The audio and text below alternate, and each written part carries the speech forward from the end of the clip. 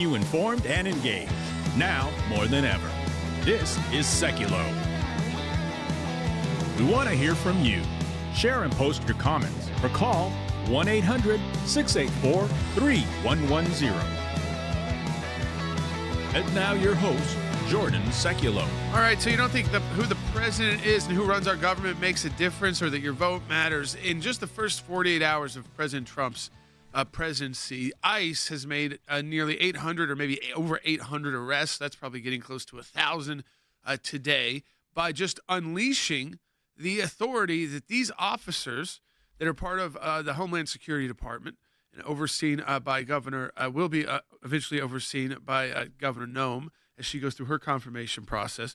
But that once you unleash the power of what the law already allows these agents to do, you can hit these, well, they sound unbelievably high numbers, but you realize that's just the beginning. That's just tip of the iceberg when you're talking about at least, I mean, we've been saying 11 million people for, I feel like, 8 to 10 years. So it's got to be 20, right? Because those 11 million people have gotten older. They've had kids. I mean, it's not 11 or 12 million. It's got to be over 20 million people. So if you're going to do that, you got to stay on track really quick. And if you know where the illegal aliens are, for instance, if they are in prisons, they have gone to prisons and they've said, you have 300 who we're going to be taken care of until what? They are then eventually deported? How about we deport them now to serve their prisons sentences in their home countries? And so 300 of them were taken from prison situations. And this is just being done in 48 hours. Imagine when this government is fully up and running. It's not right now. I will be very clear with you. Today, the Trump administration is probably at about 50%. President Trump is at 100%, but his team is not fully in place. You don't have all of the secretaries yet. That's why it's so important that we watch the nominations and the hearing schedules, that they stay on track, because you've got to get the cabinet secretaries in, and then you've got to get their deputies in. And once you start doing that, their department heads, then you've got a Trump administration going at 100%. So if they can do this at 50%, imagine what they will be able to do when all of their people are in their key positions. And that usually takes a couple of months in the federal government, even if you're on time and don't have too many holdups.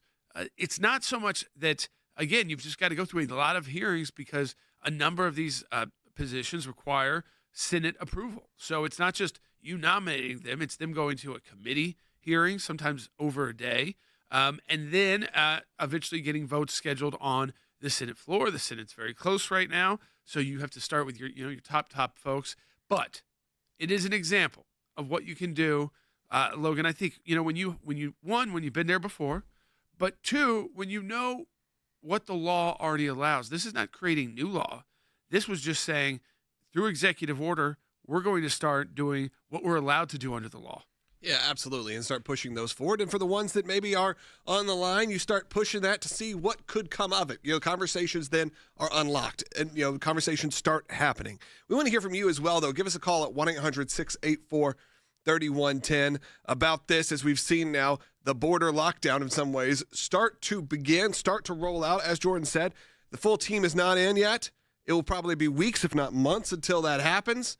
But there will be some people that have gone through very successfully. We already saw that with Marco Rubio and more. And the lawfare has already begun, too. I mean, I was in a meeting with all of our attorneys yesterday before the show, and I said I want to look at those executive orders, because that's the first acts by the president. We haven't seen legislation yet. And they're going to come under legal scrutiny. They already are starting to get lawsuits. Those lawsuits have already been filed from the far left. But you've also got states like New York and California saying, we're going to put together $50 million war chest just to fight legally every Trump administration order we disagree with. So think about what we're up against. In just a couple of states, they put together $100 million by the snap of their finger to take on all of the issues that you care about. So we've got to fight back at the ACLJ. You become an ACLJ champion, a monthly recurring donor today at aclj.org/champions. The champions are the key to our work in these big fights that are going to last years. Let's go to aclj.org. All illegal entry will immediately be halted, and we will begin the process of returning millions and millions of criminal aliens back to the places from which they came. President Trump signing a stack of executive orders yesterday, making good on a major campaign promise, tackling illegal immigration. Alabama Republican Senator Katie Britt posting to X to congratulate President Trump on promises made, promises kept, claiming that immigration and customs enforcement agents arrested 308 illegal immigrants on Tuesday alone. I will send troops to the southern border to repel the disastrous invasion of our country. I will direct our government to use the full and immense power of federal and state law enforcement to eliminate the presence of all foreign gangs and criminal networks. The Department of Homeland Security has issued a memo to repeal limits on ICE agents, which had been imposed by Mayorkas. Gone will be any of these restrictions on operating in what they call sensitive areas that would include churches as well as schools. Instead, the Department of Homeland Security says that they still want their agents to use discretion, but they also want them to use what they describe as common sense. The major difference is that they are putting more manpower toward the mission of deportations. In other words, more ICE agents to go around the country and make those arrests. Who are the people that you're targeting, at least in this initial phase? Right out of the gates, public safety threats. Those who are in the country illegally that's been convicted or arrested for a serious crime. But let me be clear. It's not only public safety threats that will be arrested, because in sanctuary cities, we're not allowed to get that public safety threat in the jail, which means we got to go to the neighborhood and find him. And when we find him, he may be with others. And unlike the last administration, we're not going to tell ICE officers not to arrest an illegal alien. So if they find others, they'll be arrested. So sanctuary cities are going to get exactly what they don't want: more agents in the neighborhood and more collateral arrests.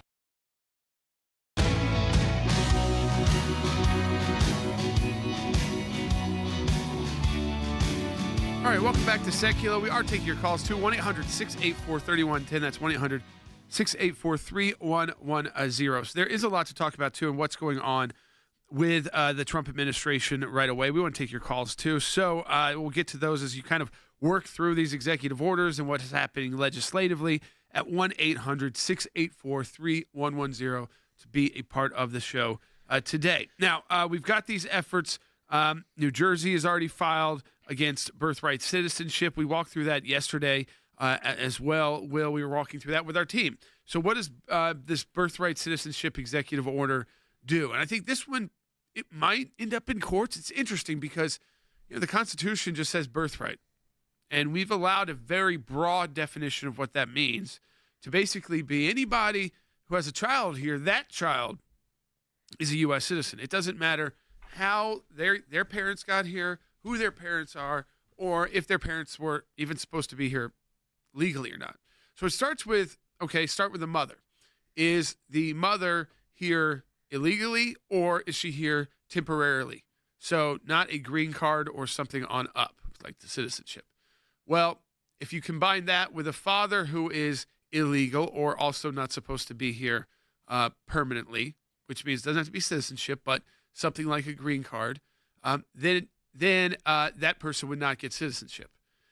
But if you start making those combinations where you've got a father who is here, well, then you would. If you have a mother who is here, again, permanently, then you would then benefit from birthright citizenship. So what will the courts do about that? I think that's just going to be interesting to see where they see jurisdiction and how they interpret something that's very broad in the Constitution, and it's been very broadly allowed to be interpreted by the federal government. No one's really ever said, stepped in and said, you know what, is this really what they were talking about? I mean, they really just mean if people violated the law knowingly to have a child here, that those should be citizens, or if people were had a vacation here and they went into labor early, that's supposed to become a citizen of the United States, because then we started to have industries built around that.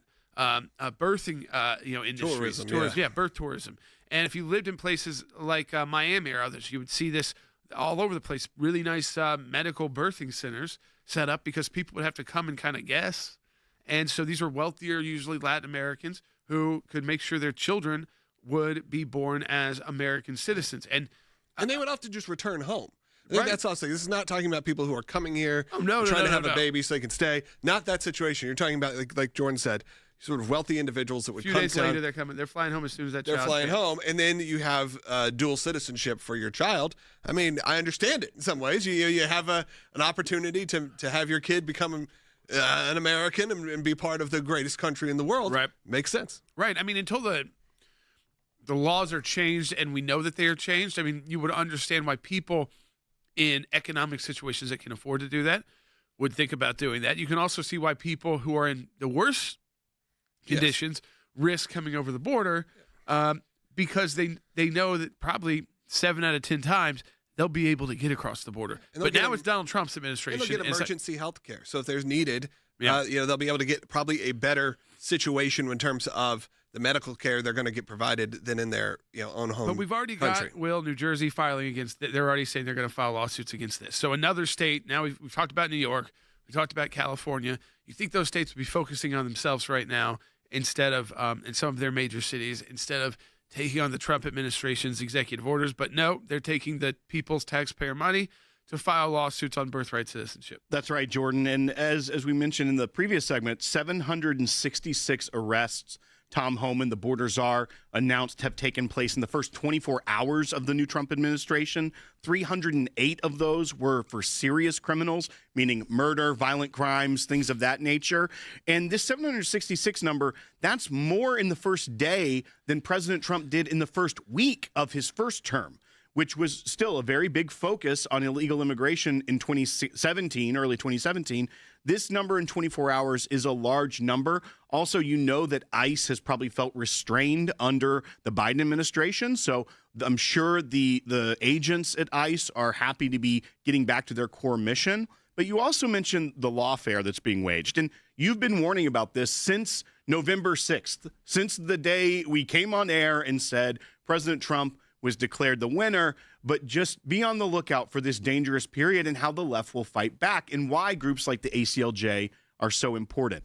Gavin Newsom and California Democrats reached a $50 million deal the week before inauguration. So they'd been trying to put this deal together since the election, but at a time when they're having one of the worst wildfires in the state's history, which is wiping out large swaths of L.A., they're still working on a $50 million deal to what they call Trump-proof the state. And what this entails is $25 million going to the California Department of Justice to fight the federal government in court. So essentially, fight every federal thing that they can that President Trump is going to put forward. And the other $25 million of this 50 is going to go to NGOs and nonprofits. Not us. That are specifically legal nonprofits. So the left's version of an ACLJ, the state is going to be giving up to $25 million to defend immigrants against deportation, detention, and wage theft. And this is when you start thinking about these left-leaning states with your taxpayer dollars and going, do you really want to be funding this? I mean, I get like if your career has to be there, if this is where you must live, or moving is not easy depending on what stage of life you're at either. Where your business is, your family is. We all understand that. But you realize they are weaponizing their own version of ACLJs, not by people who are giving voluntarily, but by you, the taxpayer. And then they're going to then fund the left's version to go into court to fight the Trump administration as much as possible. I've said this, and I just to get it through to people, how important this statistic is. And I have no doubt this 4 years will be the same when we look back on it because we're already seeing so much legal action from our team right now. I mean, we were in a meeting the day after, the swearing in when really but because the executive orders were signed and it wasn't like a usual president who does like a few, did 200. Well, guess what? We had to go to work and we had to get our team to start prioritizing those executive orders.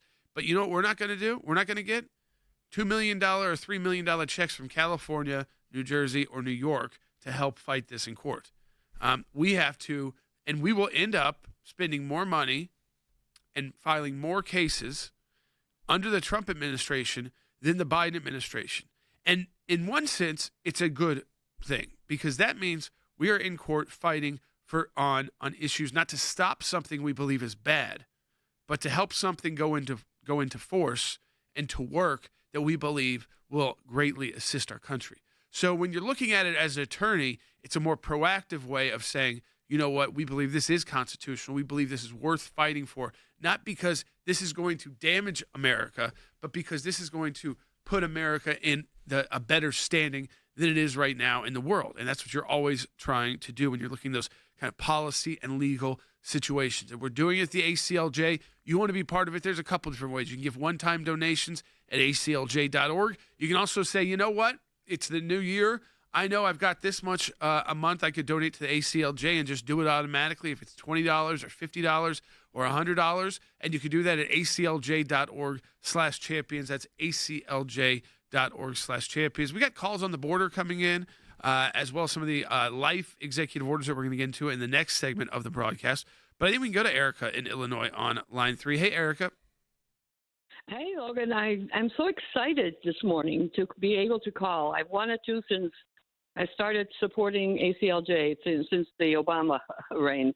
I wanted to say we used to RV down in Texas, 9 years, got reports from the Border Patrol, and the last month that we stayed, there were 248 illegals coming across. And the Border Patrol said they want more manpower, and every month we got a report to our RVers. Want more manpower, more equipment, and more money to bring order. And that was 248 people in 1 month. And today, we are getting rid of 1,000 in 24 hours. I am so excited. I don't think people realize what a journey this is going to be ahead of us. Well, yeah. Well, listen. There's going to be a fight, but a lot of this is going to be positive. I mean, what a lot of the Border Patrol agents are doing right now, even some of the policies that people are saying, well, that's more extreme because they'd go into a church, they would go into these sensitive places, they used to call them. Nothing in the law prevented that. Those were policies. But when things get so bad and communities are being taken over by violence and trafficking and the drugs that come through having a porous border, you have to look at your options and unleash the laws that have already been passed and written to empower your agents to get the job done. And what does that do ultimately? It is to remove those who are here illegally, and they are starting with people who are the most dangerous to communities. So they're not started with grandmas. They're starting with the gangs, the people who have, records in the United States of crime. Support the work of the ACLJ. Donate today at aclj.org. What's happening on life? We'll get to that when we get back. I believe that people were born pro-life, but somewhere along the line, the devil's lies began to infiltrate. People began to grab onto this culture of death. When a young teenager or even college girl finds out she's pregnant, I mean, immediately it's that, oh my God, what am I gonna do kind of moment. I just broke down in tears. I was like, oh God, I didn't even want to tell my mom, and I just cried and I cried. So we need to let women know that there are people in the life-affirming movement who do care for her, who love her. Having somebody who's unbiased and unjudgmental, who's not pressuring you into a choice, is kind of that first step in that, and just welcoming her and letting her tell her story. Second to that, I think the biggest impact comes from the ultrasound. When they are able to see it for themselves, that completely wipes away the myth and the lie that it's a blob of cells. And as soon as she sees her child on that screen, she forms that bond, she forms that connection. She knows that she's been told lies about what's actually taking place, and that she does have a real baby with a real life and with real value. The ultrasound, that did it. That helped me a whole lot. Seeing his little bitty heartbeat, I almost cried. Seeing his little heartbeat, knowing that he deserved to live, It's a human growing inside you, They deserve life. The battle that we're facing in this life-affirming movement really is a battle against darkness. It's a battle against the enemy who's trying to devalue God's very creation. So what we're seeing is just an attack right against God's people, right against His word, and it's a darkness that we're fighting. We want to equip the church. We want to equip these moms, these grandmothers, these families on how to surround these women in love, because then you're not only saving that child, you're saving a generation.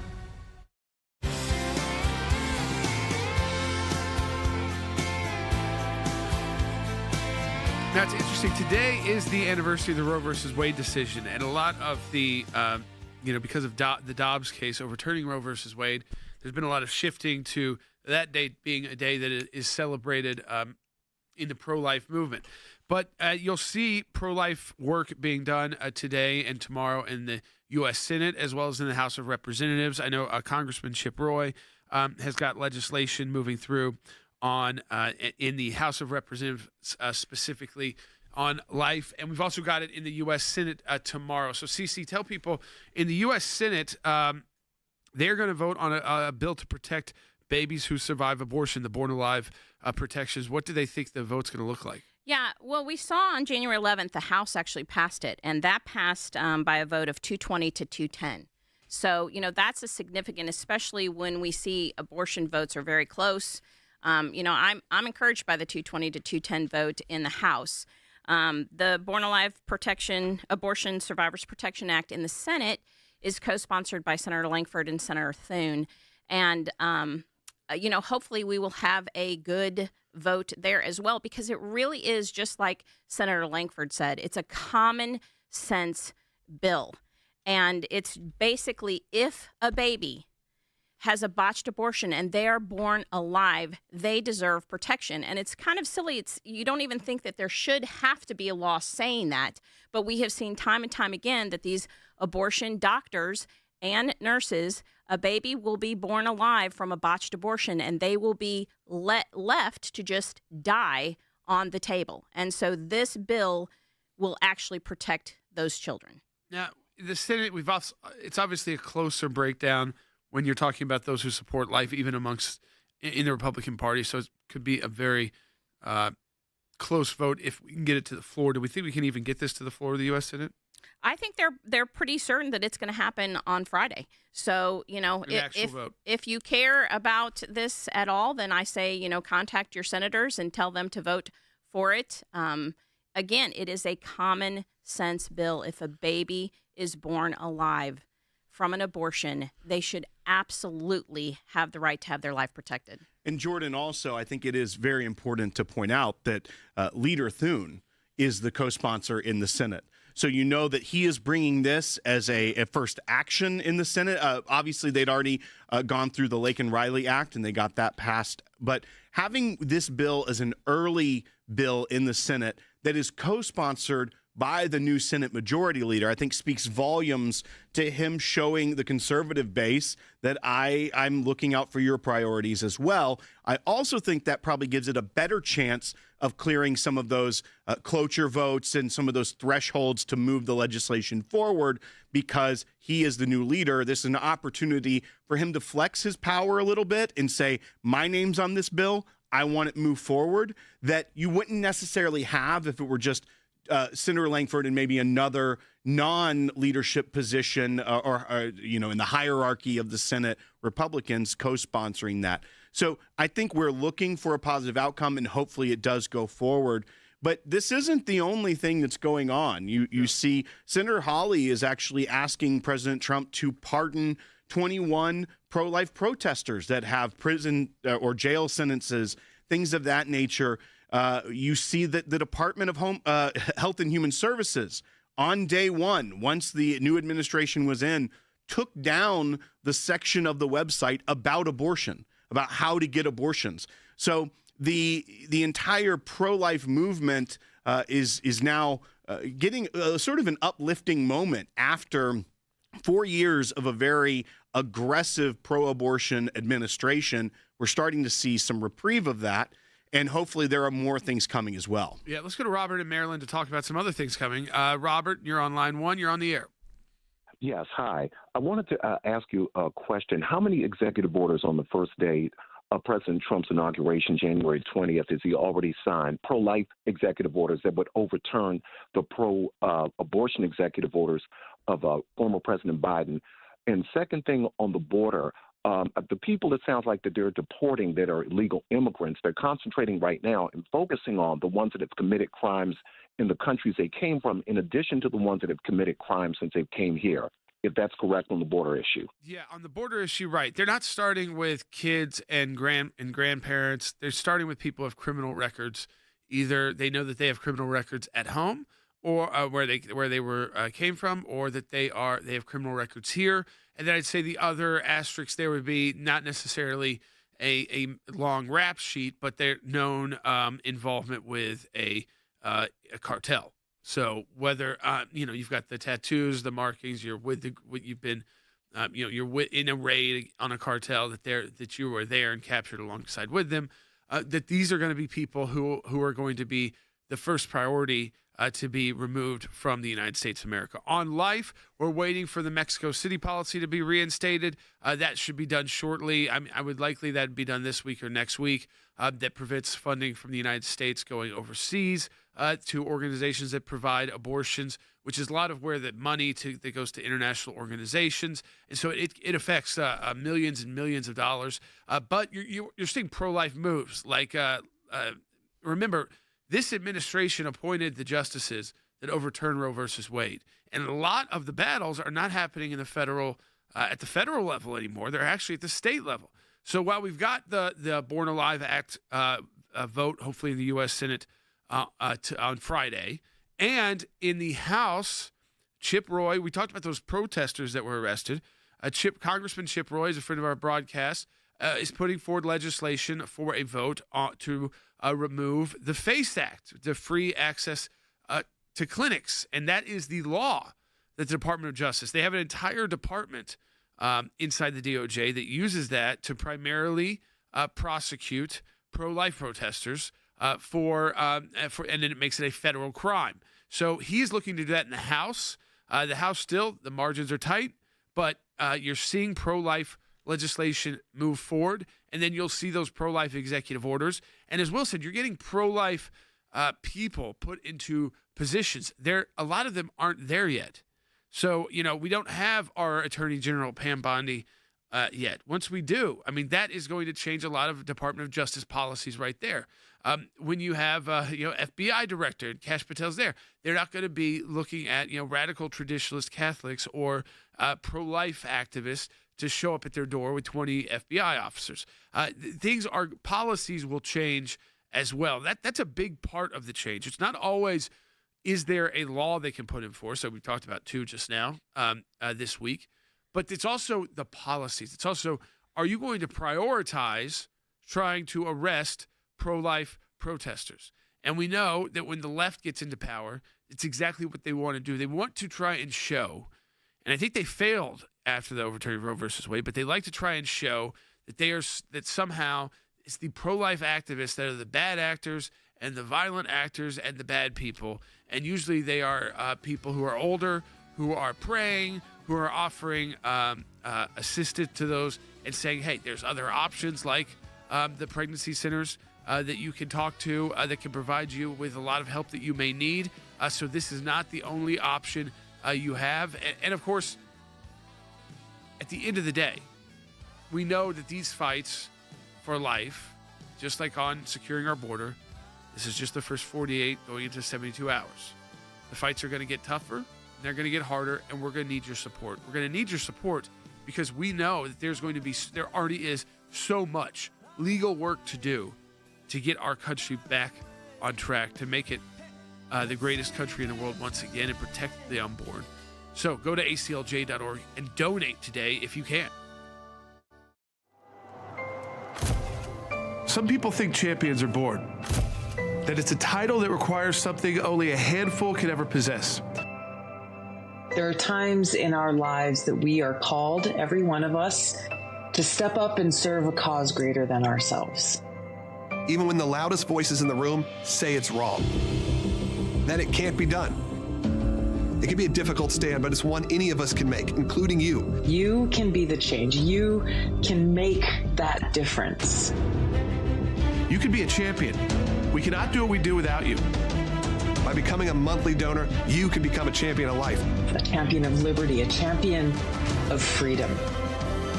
Please join us. Become an ACLJ champion today.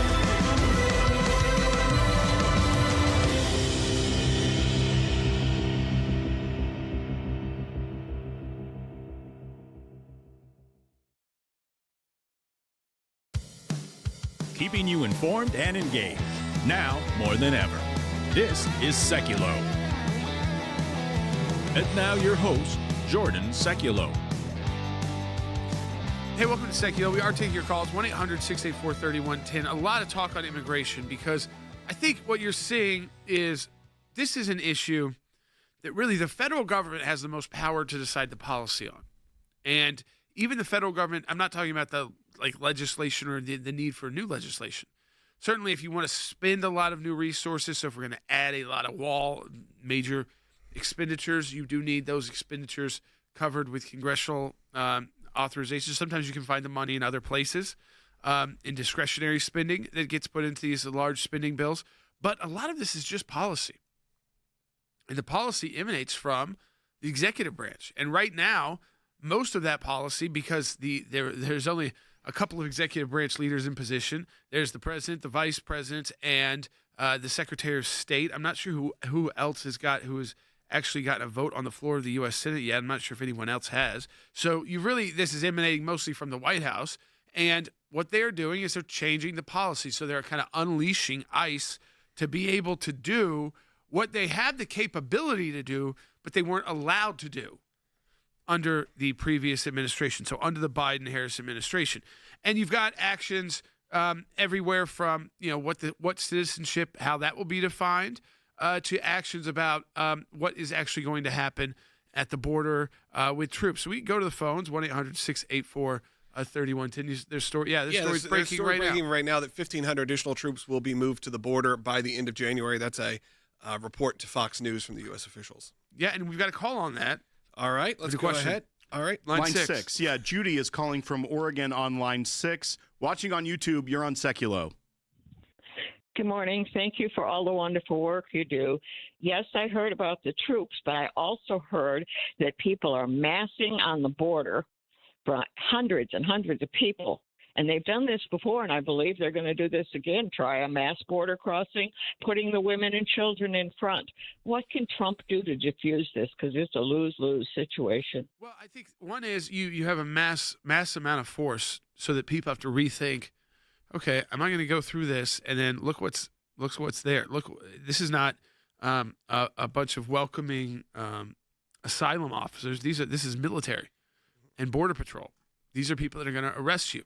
And they're going to deport you. And they remember how quickly the Trump administration would get those deportations done, so that people weren't being housed in those, the children in cages, all those facilities that we were building. It was horrendous conditions, and the conditions were horrible that people were in.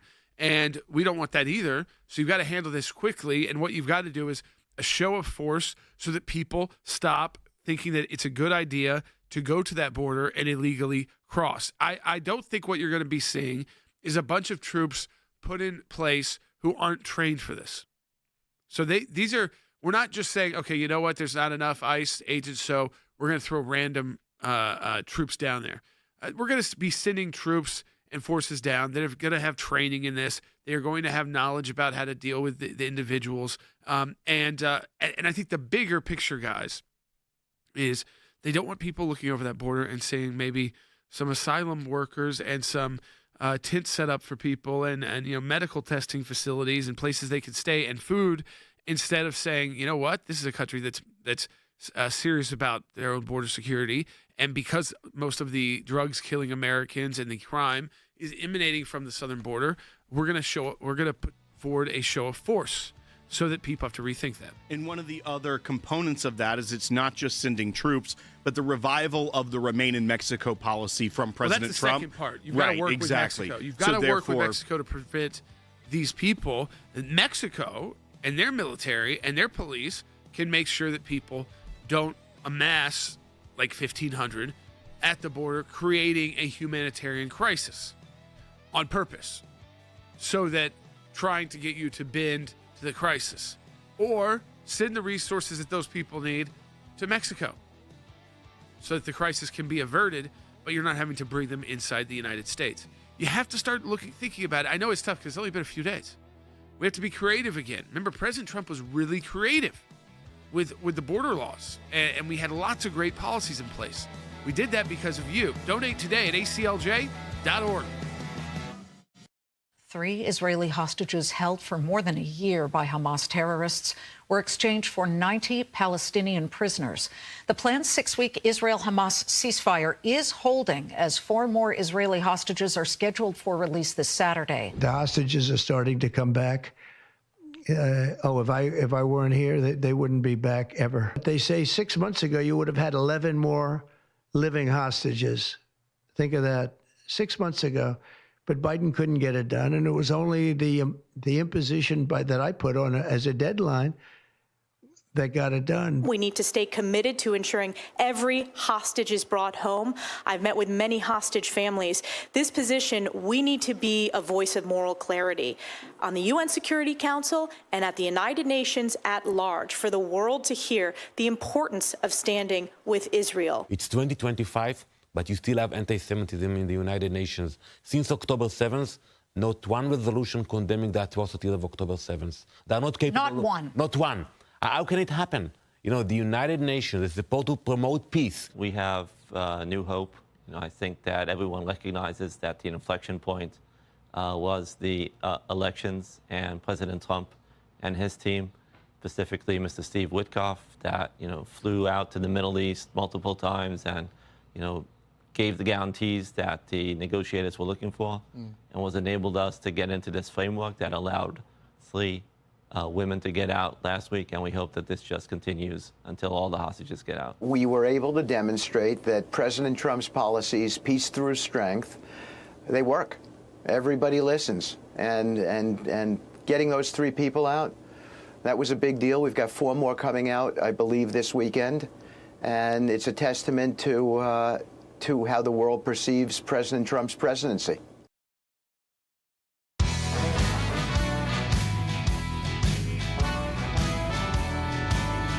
right, welcome back to Sekulow. We are taking your calls to 1-800-684-3110. And Will, something we talked about, but we've got calls about as well, is these states on the left, these blue states, which are putting together slush funds, legal slush funds to take on the Trump administration. And so think about what they will be doing is giving out millions of taxpayer dollars to liberal organizations to then file lawsuits against the Trump administration. So to take us on in court, basically, to fight us. So we know that California and New York have each put aside $50 million. So that's $100 million right there that we're facing from just 2 states.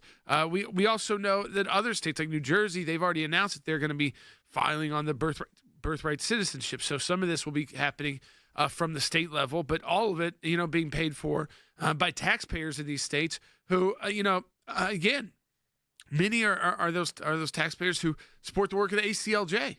But yet your state and your governor is putting together $50 million slush funds to try and stop any of the policies that the American people elected a president to put into place. That's right. And if you look at what this is, for those of you that missed the earlier segment, that Gavin Newsom reached a deal in the week leading up to the inauguration with the senators, the Democrat-led Senate in California, at the same time that there's these catastrophic wildfires, that there's $50 million to fight the Trump agenda. 25 will go directly to the state Department of Justice to fight the federal government. And the other 25 will go to legal nonprofits and immigration support centers. So imagine the ACLJ style organization, but on the left. They're putting aside $25 million to go to these nonprofits of taxpayer money to fight the deportation or detention of illegal immigrants. And I think we have a call from California about this very topic. Yeah, let's go to Carrie, who's calling from California on line 4. Carrie, you're on the air. Hi, how's it going?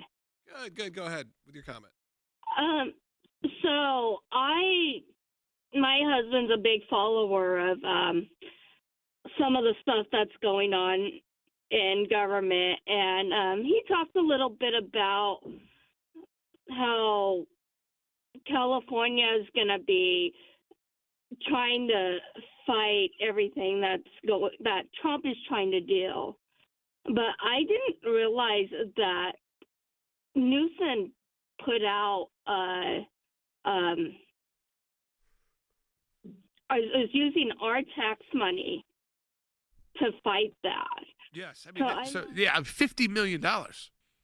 He's worked with the legislature, and then they're going to give that money out to liberal organizations and nonprofits to go fight it out, whether that's border issues, immigration issues internally that are happening, and other the policies, pro-life policies. I mean, basically, you can go through the list of the issues that Trump and people who voted for President Trump really care about, and it's most of those top issues that California and New York are going to take issue with. About again, kind of opening up our economy again with using the resources we have in our country. So whether it's oil and gas, and making sure that we are net exporter instead of importer of those, and also at the same time the tougher immigration standards, not just what's happening at a border, but also what's happening inside communities that have been overrun by illegal criminal gangs and cartels that are running cities. So, but we know that this isn't just going to be put the policy into force and it's going to happen. We know that there will be serious opposition, millions of dollars worth of legal fighting to do to make sure that those policies actually get to go into force. Some of those legal battles will be quick. Others will take a couple of years. And think about a couple of years in a presidency that is only going to be 4 years long. Okay, so a couple of years, it gets you to another midterm election. We know what the left strategy is. If you can tie up a policy, especially for a couple of years, and then maybe have some shift in the House and the Senate, or both of them, especially when they're this close. And historically, you look back and midterms are tougher for the incumbent president. Not always, but sometimes, but most of the time. That if you can tie it up in court for a couple of years, guess what you've done? You've actually stopped the policies the American people have voted for actually having a chance to go into force. That's right. And if you because then they'll come in with legislation to try and block it. You think about, obviously, the United States government has the Department of Justice, the Solicitor General. They have resources because they will have to fight this as well when they're sued. However, there's also a big job being undertaken right now to try and reform the Department of Justice. Many of the people that work for the Department of Justice may agree with some of these left-leaning states. And so that's also why organizations like the ACLJ, especially when there is leftist counterparts that are making these lawsuits as well, it is so important to have the voice of the ACLJ members heard with the great work and extreme intelligence, brilliance of our legal team to fight back as well. Because our legal team at the ACLJ has defended presidents of the United States, has defended state governments, has defended even sidewalk pro-life counselors. We are experts at the very things that these states are going to be fighting against. So that's another reason why it's so important to support our work in this time, because you have to have all hands on deck when the left is going to designate taxpayer money to the tune of $50 million. We heard about all the tax cuts that Mayor Bass of LA did to their fire departments and things of that nature. But yet at the same time, the state government is increasing the budget to just do one thing: fight Trump, fight a conservative agenda in the court system. So the ACLJ is ready to fight. I know that you were there having those meetings yesterday. Yeah. Right after the inauguration, what was Jordan doing? He was in D.C. meeting with the attorneys of the ACLJ, crafting a strategy of how we fight back. And as you're having those meetings, we're getting news alerts: lawsuit filed, lawsuit filed, lawsuit filed. And so we are ready. You have the strategy, and we are going to continue, but we also need the support of our members. Yeah, we do. I mean, the key is, and it's just like I said, we will be in more active litigation than we probably were in under the Biden administration. That was a lot of litigation. We'll have to go back and count it all up because some of it is still ongoing, and it will be closed more quickly now when you get people into these offices. We have really kind of two focuses at the ACLJ right now when you're at the early part of an administration that you've worked closely with. Number one is making sure that there are early policies when they don't have the department's heads in yet, they don't have the deputies in yet, to make sure that those early policies don't just get beat up in a district court or a court of appeals and not get fully flushed out in court and fight back. So you want to make sure that that doesn't occur. And the second part of that, and I think it's just important then, is getting the people confirmed. You've got to get people into these offices to start running the offices, or it makes it more difficult to, because the Department of Justice would be the main defense mechanism of these lawsuits like New Jersey's talking about, or California's talking about, or New York is talking about.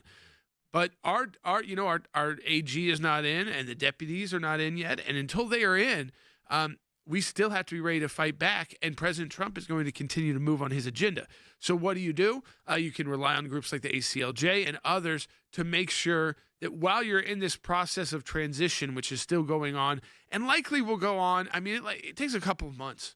I mean, just to be honest with people. It's thousands and thousands of people. Yeah, I mean, you're talking about nearly 10,000 positions that you can fill. And I'd say with every major department, you need to fill at least 50 before you're up and running, maybe at 100% of being able to implement the policies or the legal approach that you're going to take and prioritizations. I mean, that's one thing that we have in government is prosecutorial discretion.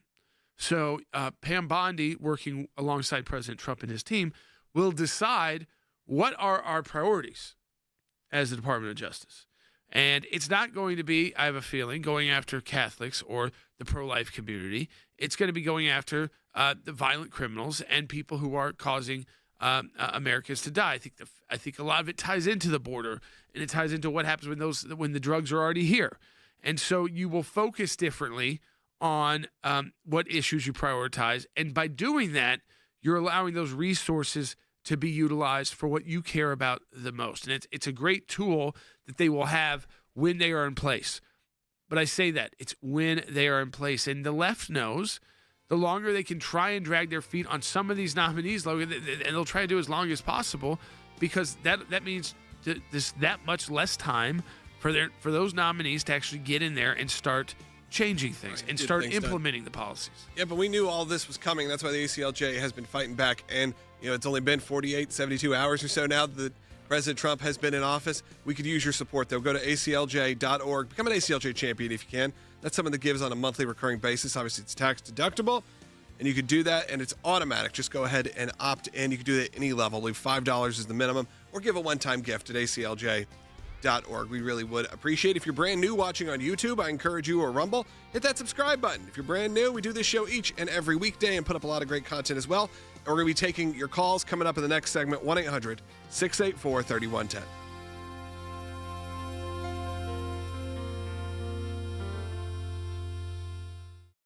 All illegal entry will immediately be halted, and we will begin the process of returning millions and millions of criminal aliens back to the places from which they came. President Trump signing a stack of executive orders yesterday, making good on a major campaign promise, tackling illegal immigration. Alabama Republican Senator Katie Britt posting to X to congratulate President Trump on promises made, promises kept, claiming that immigration and customs enforcement agents arrested 308 illegal immigrants on Tuesday alone. I will send troops to the southern border to repel the disastrous invasion of our country. I will direct our government to use the full and immense power of federal and state law enforcement to eliminate the presence of all foreign gangs and criminal networks. The Department of Homeland Security has issued a memo to repeal limits on ICE agents, which had been imposed by Mayorkas. Gone will be any of these restrictions on operating in what they call sensitive areas that would include churches as well as schools. Instead, the Department of Homeland Security says that they still want their agents to use discretion, but they also want them to use what they describe as common sense. The major difference is that they are putting more manpower toward the mission of deportations. In other words, more ICE agents to go around the country and make those arrests. Who are the people that you're targeting, at least in this initial phase? Right out of the gate, public safety threats. Those who are in the country legally that's been convicted or arrested for a serious crime. But let me be clear. It's not only public safety threats that will be arrested, because in sanctuary cities, we're not allowed to get that public safety threat in the jail, which means we got to go to the neighborhood and find him. And when we find him, he may be with others. And unlike the last administration, we're not going to tell ICE officers not to arrest an illegal alien. So if they find others, they'll be arrested. So sanctuary cities are going to get exactly what they don't want. More agents in the neighborhood, and more collateral arrests.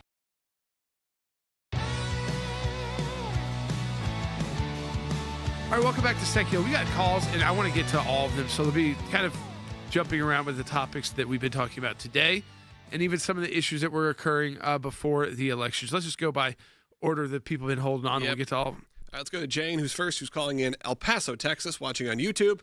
Again, if you're watching on YouTube as well, hit that subscribe button if you're brand new. And about half the people that watch each and every day don't subscribe, and we would appreciate it. So go ahead, Jane. Hey, good afternoon. Just wanted to let you know I'm a champion as well. I love you guys. Thank you. But I wanted to tell you, prior to the Biden border, prior to that, our biggest problem is the dangling carrot of birthright citizenship, because we have lots of women coming over here just to have a baby. Yep. And these are women that have never had prenatal care, so their babies have tons of complications, tons of medical expenses to be in our NICU. But when they come over here and they're an American baby, they get all of our tax dollars, their Medicaid, and they get everything that they could possibly need. And so this is a big draw for these women to come over here. It's a huge problem in our emergency room. Anchor, we call it anchor baby. I know that you don't want to necessarily use terms that are like derogatory about the child, because the child's not the one making any of these decisions. But yes, sometimes you're putting yourself at risk as someone who's pregnant, very late in a pregnancy, to try and come here and get this done. And listen, we're not talking about ending all birthright citizenship. I walked you through it. If you got a parent that has a green card, you would become a U.S. citizen. So just one of your parents. It's really, we're talking about both. If you know who both the parents are, and neither have, they're either here legally or here temporarily. So they're on a tourist visa or a short-term work visa. The combinations are the people who will not be able then to claim birthright citizenship. If you have a parent who is here, maybe doesn't have a green card, and one who does have a green card, you would still qualify for birthright citizenship under this executive order by President Trump. So it is not so extreme as to try and ban the idea of birthright citizenship, which we have in our U.S. Constitution. It's going back and kind of reinterpreting. Did we really mean people here on vacation? Did we really mean people who violated the law to get here, that their kids would thus benefit, and then they benefit by having a U.S. citizen child, because it's harder to remove them from the country when they've got a minor who has just become a citizen in the U.S. And also, a short-term tourist visa wasn't a thing when the Constitution was written. No. Someone couldn't just come over here for a week or a day even and leave. No. But I also, before we get to another call, I think it is important to also point out, back to that caller's point, that the left that wants to be so compassionate and says that a border is not compassionate, when you have no border and no security of that point, you actually are putting people more at risk that try to get over and then depend on emergency care in the United States and tax the hospital systems. That isn't good for anyone. That's not good for the migrant or the baby. And it's not good for the American people. Right. Because the hospitals are overrun, and then ultimately they have to make a decision. If we're having to pay for all of this out of pocket, how do we afford to keep the hospital open? So you've seen hospitals closing in areas that are dealing with the most people who need care. And that doesn't just hurt the illegal immigrant and their children. That hurts the U.S. citizens who've been paying in to have those services available to them, and then see that service is no longer one that can be provided close in their community, because it is not a viable option anymore to run a hospital in those communities, because you're being overrun with patients who cannot, who don't have insurance, who don't even have citizenship, and you're having under law to take care of all of their emergency situations, which would be many in the case of a pregnancy, even a relatively easy pregnancy. You're talking about spending probably, when the federal government reimburses it, a normal kind of thing, probably close to six figures. Yeah, let's continue on the calls. Remember how much we put people through also who are getting married and become U.S. citizens? It's a long process, one we got to prove with photos and all of this time. It's not like something that we do so quickly. It's not you get married all of a sudden. You have to go through this sort of rigorous process. So it's not dissimilar to what's happening right now. Let's go ahead, though, continue on. John's calling in North Carolina on line 3. Hey, John, I know you've been on hold, but just keep it quick, because we're going to try to get to a couple more calls. John, yes. Go ahead. Yeah, so I think y'all are doing great work. I started watching y'all back when y'all started defending Trump and all the prosecutions against him and everything was going down. And everything's been moving real quickly for the last couple of months, but it seems like the New York appellate court decision has fallen to the wayside, and with all these new people looking to bring business to the United States since Trump came into office, I'm sure they're looking at New York to see what they're going to end up doing with this case, because nobody wants to bring People start doing that. Listen, we know that companies have looked at these blue states and said no more.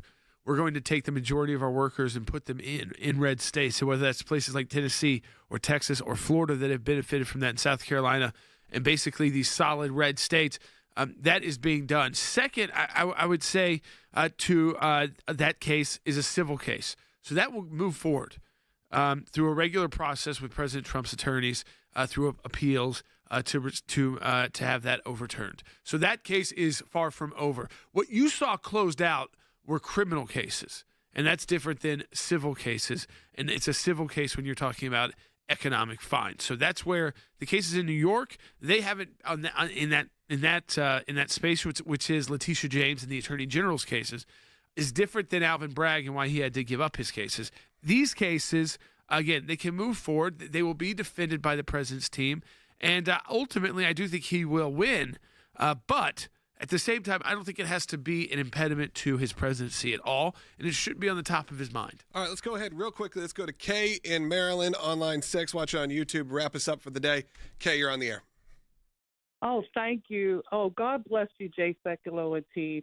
I'm so glad that you guys are still hanging in there. I was telling the guy I was talking to, I hope I remember everything I said, being called an extremist because I voted for Trump. And I'm a Black American in a blue state, and just working with for the government and them just pushing me out and not letting me get what is due, and then my taxes being up to yang. I don't know if I should buy food or gas or stay home and not go to work because I couldn't afford it. I feel like what's good for the goose is good for the gander. They've been sending money to foreign countries that hate us, that want to destroy us and take our nation from us and take God out of everything, then we should be able to do the same thing. I feel like people like you, we should be able to get stimulus checks for what they did in COVID. I think every American that has been paying taxes for decades deserve $1 million. Every American family, I'm talking about true Americans that love God and love the people here that want to do the right thing. And also, if they could give millions of dollars to, what's that guy over there in Ukraine, and to wherever they want to send it, and then they're going to tell us that, it's $1 billion in the deficit. God daggone it, we've been paying for that for years to other people, and they start wars to keep money going for that. We deserve to have that kind of money. And people that I'm not cutting you off. We are purely out of time. And thank you so much for your call and your comment. No, we appreciate it so much. And thank you for your support of the ACLJ. I encourage you all to do that as well. Go to aclj.org/champions. Become a monthly donor. We appreciate you doing that right now. You have seen what just the last 48 hours has already been for the attacks, essentially the lawfare attacks, Jordan. Listen, and you know that your ACLJ is well positioned for legal battles. We're already getting prepared for those, such as the ones we've talked about today. But the attack, again, this is just the tip of the iceberg in the legal filings, and we're already ready to go. It's going to be busy. We're going to need more attorneys, and that means more resources at the ACLJ. So I am urging you to donate today. Either become an ACLJ champion and give monthly, or make a donation, a one-time donation today at ACLJ.